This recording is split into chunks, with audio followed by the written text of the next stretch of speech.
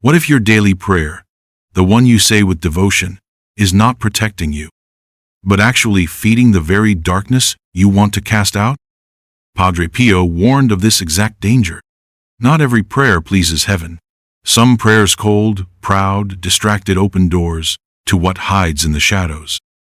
He saw countless faithful Catholics fall into this silent trap, repeating sacred words without presence, praying not from the soul, but from fear, from pride, from habit. And when the heart is absent, the enemy draws near. Because the devil is not afraid of your lips. He fears your spirit. And a prayer spoken without soul, without humility, without fire, becomes a vessel that carries nothing. Or worse, a doorway through which spiritual confusion walks right in. Are you truly praying to God? Or just echoing noise that heaven no longer hears? Padre Pio once said, "A prayer without soul is a corpse." And yet, millions of Catholics today recite prayers like a checklist. No heart, no presence, no connection. Just lips moving and heaven silent. The Our Father, the Hail Mary, the Rosary itself, powerful weapons in the hands of the faithful. But in the mouth of the distracted, they become empty echoes, unable to pierce the veil. Padre Pio warned that the devil is not afraid of repetition. He's afraid of intention. When we pray by habit, rushing, multitasking, doubting, we strip the words of their power. And worse, we open space for spirits of confusion and false light to draw near. What was meant to be protection becomes performance. And the enemy watches not with fear, but with satisfaction. Because the most dangerous prayer is the one you no longer feel. Prayer is not always holy. Sometimes it's poisoned not by words, but by what's hiding behind them. Padre Pio exposed a truth many ignore. A proud prayer rises like smoke, but never reaches heaven. When you pray only to win, to be seen, to control, to punish, you're not invoking God. You're invoking your ego, and the ego opens the door to spiritual contamination. Anger disguised as intercession, bitterness wrapped in requests, hidden judgment behind polite words. This is what Padre Pio called prayer from the flesh, and it feeds spiritual darkness. Why? Because demons are drawn to frequency, and pride, envy, and self-pity carry their tone. The words may sound holy, but if your soul is full of rage, resentment, or vanity, the enemy listens more than heaven does. And sometimes, it's not the demons attacking you. It's your own prayer calling them in. Not all danger comes from what you say. Sometimes, it comes from how you position your body and spirit when you say it. Padre Pio warned that the posture of your prayer reveals the posture of your soul. He identified 3 common behaviors that, instead of shielding the spirit, leave it exposed.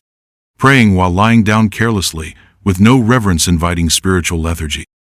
Making the sign of the cross hastily, like swatting a fly, stripping the act of its power.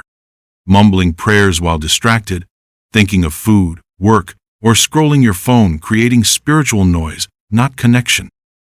These aren't harmless habits. They create gaps in your spiritual armor. And where there is a gap, something will enter. Prayer is not just about what you say, it's how you stand before heaven. Because if your posture is casual, your protection will be too. Not all words bring light. Some words, even when spoken in prayer, invite shadows. Padre Pio warned that many faithful unknowingly speak curses over their own lives, disguised as desperate prayers. Phrases like, "God never listens to me. If this doesn't work, I give up. I don't deserve help. Why do you bless others but not me?" These are not humble cries. They are spiritual agreements with defeat. The enemy listens, and he loves to hear a believer doubt the Father. Because the moment your prayer turns into accusation, comparison, or self-condemnation, you stop calling heaven and start feeding despair. Padre Pio taught, Even silent bitterness echoes louder than loud faith. Watch your words, because what you declare in prayer, you give power to in spirit. Yes, demons feed, not on flesh, but on energy. And one of their favorite meals? Empty, careless, faithless prayer. Padre Pio taught that when a believer prays without fire, without presence, without purity, that prayer doesn't rise to heaven.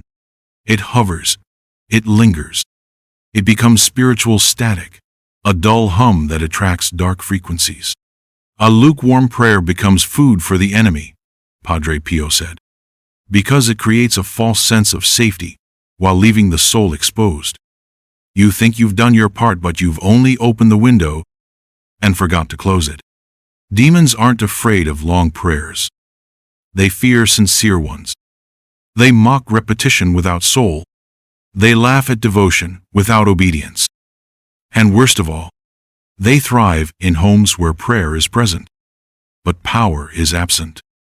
There is a way to pray that makes demons flee, not because of the words, but because of the atmosphere your soul creates. Padre Pio taught that true prayer is more than speech. It's alignment of body, mind, and spirit. He described a sacred posture, kneeling, not out of guilt, but reverence, slowing the breath to quiet the soul, leaving space between words, not rushing, but listening, holding the intention, not just reciting the phrase. This isn't ritual. It's spiritual technology, a way of embodying humility, obedience, and devotion, the exact frequency that repels darkness and calls in heaven. The soul that bows with sincerity becomes untouchable, Padre Pio said, because when your spirit takes the shape of surrender, your prayer becomes armor the enemy cannot pierce. It sounds impossible, but Padre Pio warned that even devout Catholics can cross a line and turn prayer into spiritual manipulation. Prayer becomes sin when it tries to control what only God should decide. When you pray for someone to fail, for another to suffer, or even for someone to come back to you against their will, you are no longer praying. You are casting a spiritual chain, and chains do not come from heaven. This is the secret sin of many, using sacred words to force personal desires. It's not devotion, it's disguised domination. And yes, this is witchcraft, even if wrapped in the rosary. The most dangerous prayers aren't screamed by witches in the forest. They're whispered by believers in their homes, asking for what God never promised. Padre Pio saw it clearly. When your prayer tries to bend others, you're no longer speaking to God. Not every prayer opens a portal to darkness. Some few become beacons of light. Padre Pio taught that when a prayer is pure, spoken with humility, surrender, and real trust, angels come closer. He said, "The angels do not respond to beautiful words. They respond to hearts aligned with heaven." So what kind of prayer draws them in? A prayer that doesn't demand, but offers. A prayer that doesn't beg, but believes. A prayer that ends not with fear, but with, "Your will be done." These prayers change atmospheres. They carry the weight of truth.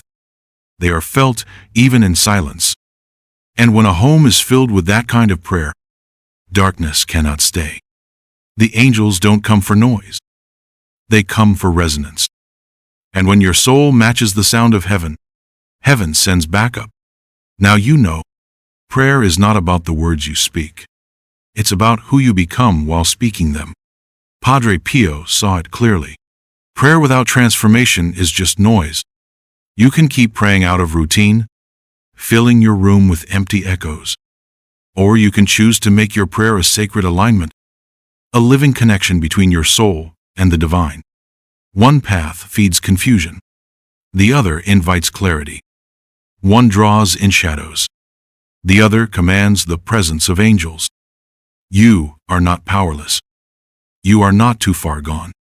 You only need to return to the depth where heaven still listens. If this opened your eyes, leave a comment with the word awake below. Share this with someone whose prayers need light. Like this video if you felt the truth stirring inside. Because maybe this was the prayer you didn't know you needed.